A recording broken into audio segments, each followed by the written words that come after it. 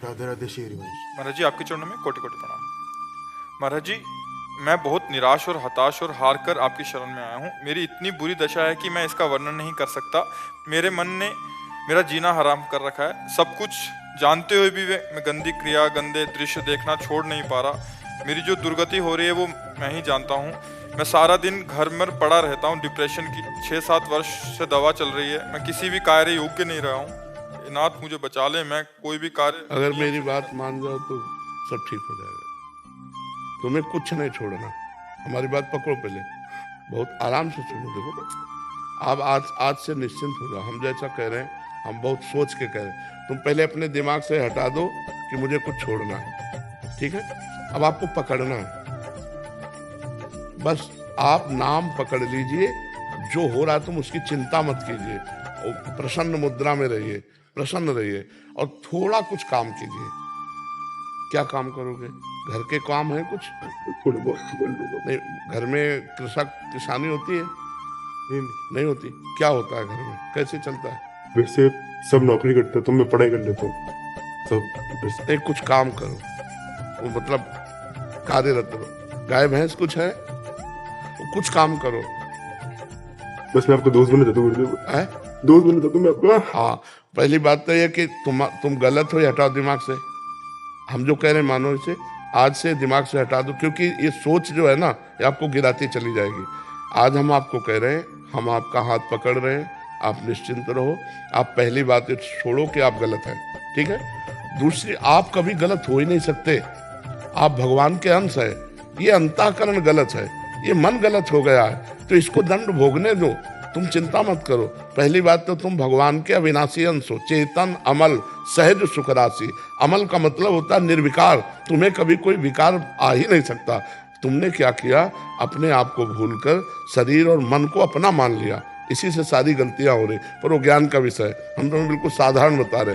पहली बात तो तुम सोचो मत कि हम विकारी हैं। जैसा सोचोगे वैसा बन जाओगे। देखो, पहुंच गए ना डिप्रेशन में, और आज से उठना शुरू हो जाएगा। हमारी बात मान लो। पहली बात तो ये कि तुम जैसा हम कहें वैसा करो। दूसरी बात, हमारी सामर्थ्य तुम्हें उठाएगी। हमारी सामर्थ्य जानते हो?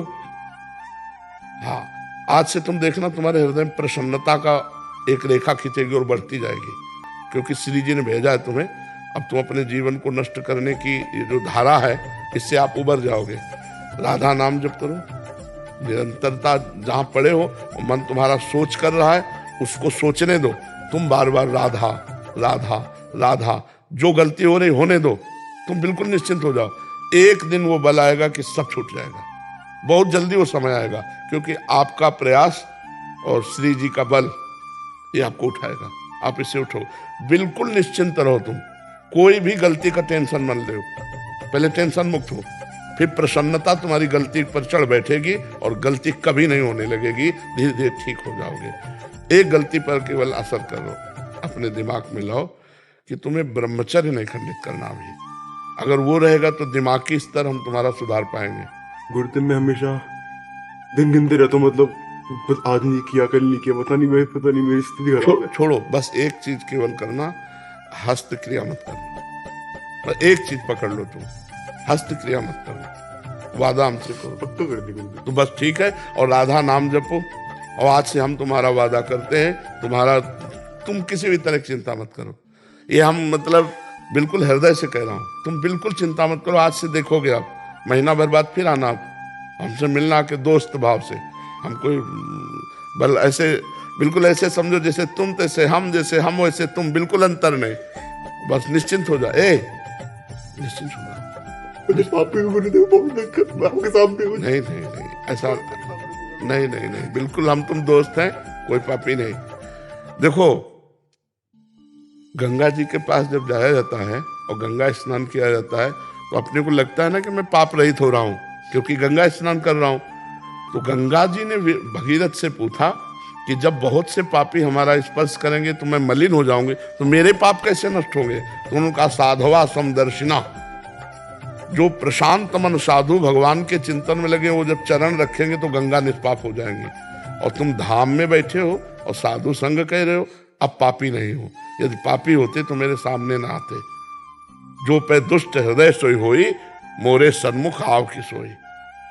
पापवंत कर सहज स्वभाव भजन मोर। अभी तुम्हारे ऊपर भगवान की विशेष कृपा है, तुम आज से डिप्रेशन रहित मान लो।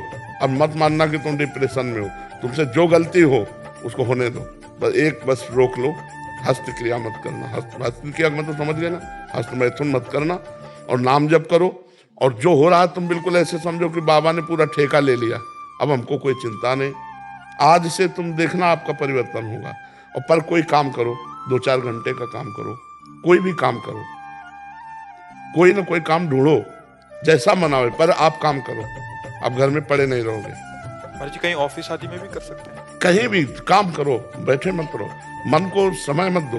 ये बहुत बहुत दुष्ट है। या मतलब नए नए बच्चे ऐसे गलत आचरणों में फंसते जाते हैं। इसका कारण होता है बच्चा ब्रह्मचर्यहीनता, गलत आचरण, तो उससे मन पाप में होता जाता है और वही दंड देता है। और अगर हम देखो भजन करें, भगवान के कहे के अनुसार चले, तो यही मन प्रसन्न हो जाता है, यही मन आनंद देता है। ये इतना बच्चा गलत है मन कि अगर ज्यादा गलती में आ जाए तो तुमको सिखाने लगेगा कि ये सिखाने लगे, कब तक झेलोगे? यही मन सिखाता है। इसी दुष्ट मन को ठीक करने के लिए अध्यात्म है। और जब ये ठीक हो जाता है तो बच्चा चाहे जितना कष्ट हो आनंद बना रहता है, एकदम आनंद। हमारी तुम्हारी दोस्ती पक्की, और आज से तुम बिल्कुल आनंदित रहो, ठीक है? अब अगली बार जब आना ना, तो आप बताना कि आपका मन कैसा है, ठीक है? हमारे पास इंजेक्शन है, तुम जाओ, ये ठीक हो जाएगा। हाँ, समस्त सृष्टि का मन श्री कृष्ण है, और श्री कृष्ण का मन किशोरी जी है, और किशोरी जी की शरण में हम हैं।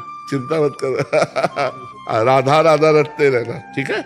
आप प्रश्न इसको एक श्री जी का प्रसादी चुनरी लाओ, इसको दे प्रसादी बरसाने की श्री जी की चुनरी का एक प्रसादी। मस्त रहे यार, हमारी जिंदगी ही जगत के लिए है, मस्त रहे। I love you Gurudev, I love you. अब ये तो हम नहीं बोल सकते। इसको अपने सिराने रख लेना बच्चा ना।